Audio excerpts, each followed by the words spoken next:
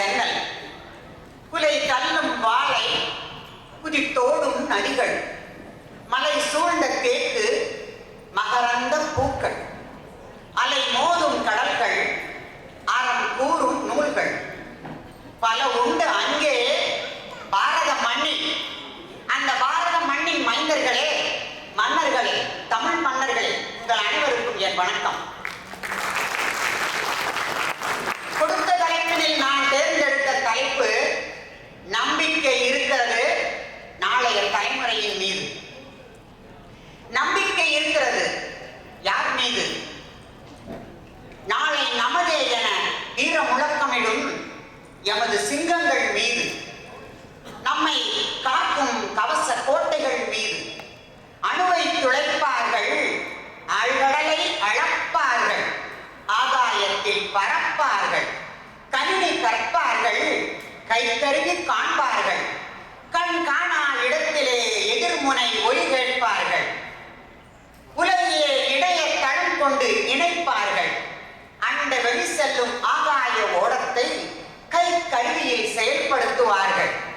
கல்வியும் கேள்வியும் மதிப்பூட்டும் திறமையும், மலைப்பூட்டும் மருத்துவமும், மதிப்பூட்டும் பொறியியலும், வியப்பூட்டும் விஞ்ஞானமும், விரிவாக்கும் அறிவியலும் நிறைந்த இந்த இளைய தலைமுறையை நான் நம்புகிறேன்.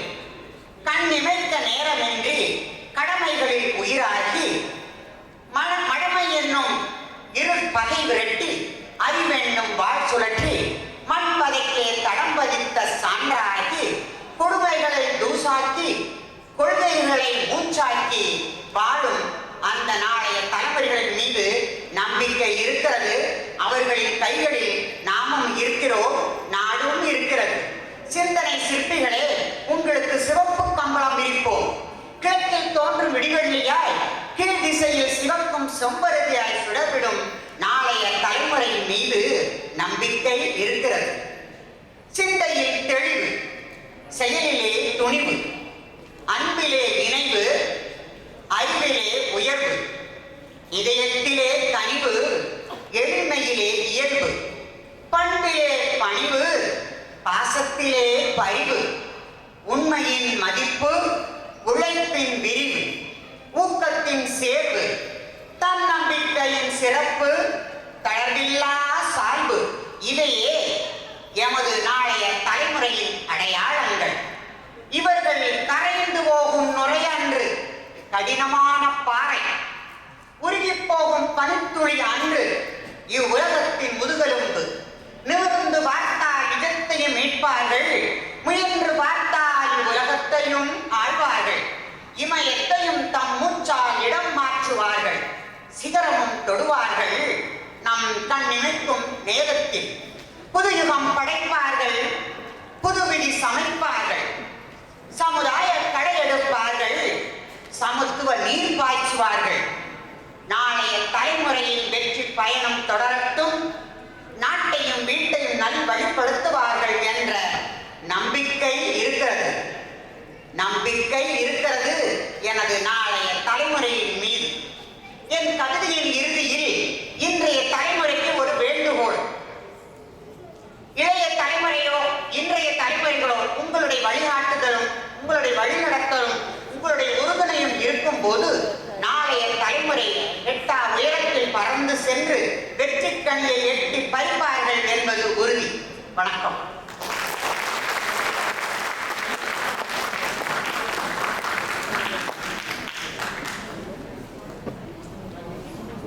அனைவருக்கும் வணக்கம். கொண்டாடுபுரம் இருக்கிறதுல நம்ம சொந்தங்களை பற்றி பேசினோம்.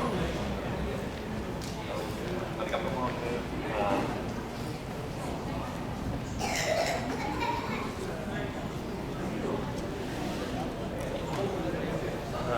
அம்மா தான் நல்லா பேசினாங்க நம்ம நாளைய தலைமுறையை பற்றி. இதோட நம் தொலைதூர நம் இனப்புறங்களை பற்றி நான் பேசலான்னு வந்திருக்கேன். அம்மா எல்லாம் பேசினதுக்கு நம்ம ரொம்ப நேரம் பேசிட்டு இருக்க கூடாது. அதனால ஒரு சின்ன 2 லைன் நான் முடிச்சுக்கிறேன். வீரம் விளைந்த மண் நம் தமிழ், இனி வீழும் என்று நினைத்தாயா? விவேகமான சமூகம் நம் தமிழ். சமூக வலைத்தளத்தில் விடும் என்றாயா? தொலைதூர தமிழினங்களை அழித்தால் வீழ்வோம் என்று நினைத்தாயா? வீறு கொண்டு எழுகிறது எம் புஜங்கள் விரல் நுனி ஒன்றே போதும் உன் கொட்டமடக்க. நட்பு பாராட்டிய தேச கொள்கை என்னை தடுத்தாட்கொண்டது.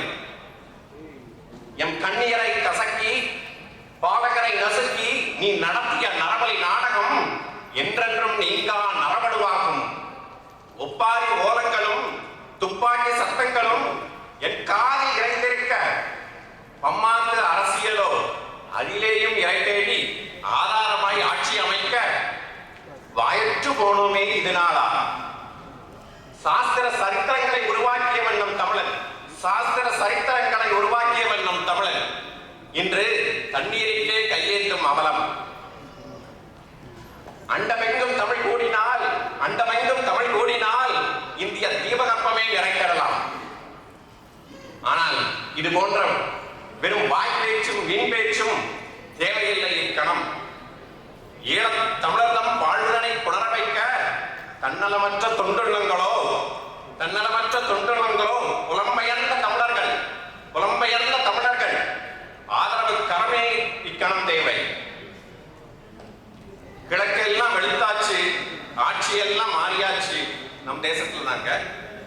அங்கேயும் அதே நிலைதான், அங்கேயும் ஈழத்திலையும் அதே நிலைமைதான். கை நாட்டு அரசெல்லாம் போயாச்சு, மோடி வித்த காலம் எல்லாம் வந்தாச்சு. இனிமையெல்லாம் அதிரடிதான், அதே அடிதான். வாய்ப்பளித்த அனைத்து உள்ளங்களுக்கும் நன்றி.